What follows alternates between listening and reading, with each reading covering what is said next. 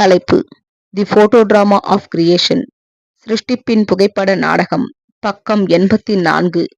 புனித விசாரணை. புனித பர்தலமேயுவின் நாளில் நடந்த படுகொலை.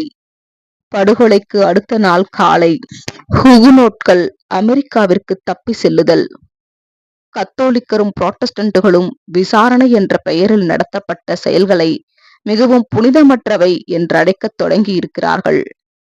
பரந்த மனதோடு இந்த உண்மையை பார்க்க வேண்டுமானால் இது மிகவும் சாதகமற்ற நாட்களுக்குரிய நிகழ்வுகளை என்ன சொல்லலாம். அறிவொளியுடன் கூட இயேசு பின்வருமாறு கற்பித்த நீதி மற்றும் அன்பை குறித்த கூறிய உணர்வும் சேர்ந்தே வந்திருப்பதற்காக தேவனுக்கு நன்றி. உங்கள் சத்துருக்களை சிநேகியுங்கள், உங்களை பகைக்கிறவர்களுக்கும் உங்களை துன்பப்படுத்துகிறவர்களுக்கும் என் நிமித்தம் பலவித தீமையான மொழிகளையும் உங்கள் பேரில் பொய்யாய் சொல்லுபவர்களுக்கும் நன்மை செய்யுங்கள். மத்தேயு 5ஆம் அதிகாரம் 44ஆம் வசனம், மார்க் 13ஆம் அதிகாரம் 13ஆம் வசனம், லூக்கா 6ஆம் அதிகாரம் 27ஆம் வசனம். சீனாய் மலையில் இஸ்ரவேலுக்கு கொடுக்கப்பட்ட நியாய பிரமாணமும் உன்னில் நீ அன்பு கூறுகிறது போல பிறனிலும் அன்பு கூறுவாயாக என்ற தன்னுடைய கட்டளையில் நீதியே வெளிப்படுத்தியது. மெய்யாகவே இந்த விசாரணையின் பேரில் நிகழ்த்தப்பட்ட துன்புறுத்தல்களில் தேவ வார்த்தையின் காரியங்கள் எவ்வளவு கடுமையாக மீறப்பட்டிருக்கின்றன.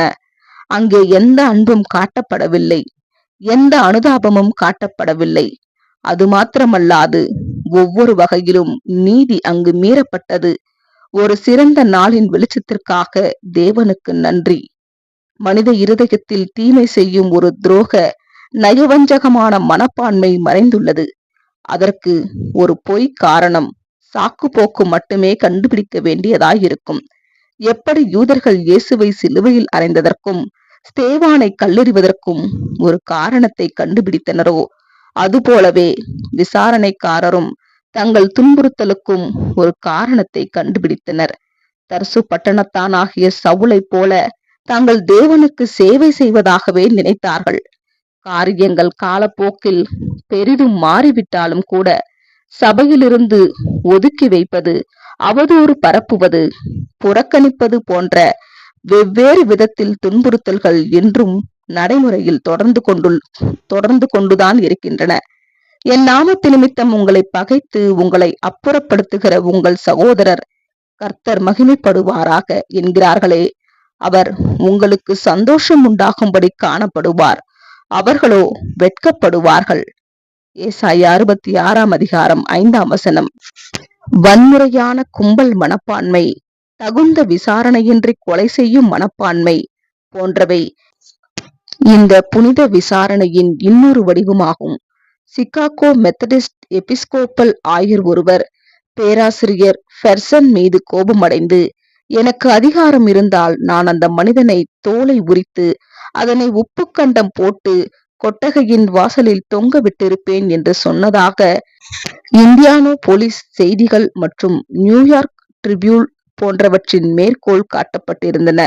நியூஸ் பத்திரிகையின் மதசார்பற்ற ஆசிரியர் சமாதானத்தின் சுவிசேஷத்தை பிரசங்கிக்கும் ஒருவரிடமிருந்து இது போன்ற வன்முறையான வாக்கியங்கள் வெளிப்பட்டால் பேலியாளின் பிள்ளைகளிடமிருந்து நாம் என்ன எதிர்பார்க்க முடியும் என்று கூறினார். வன்முறையான கும்பல் மனப்பான்மையும் விசாரணையின் மனப்பான்மையும் அதிகரித்துக் கொண்டே வருவதற்கான சான்றுகள் பெருகி வருகின்றன. எனவே அனைவரும் ஜாக்கிரதையாக இருக்க வேண்டும். ஆமேன்.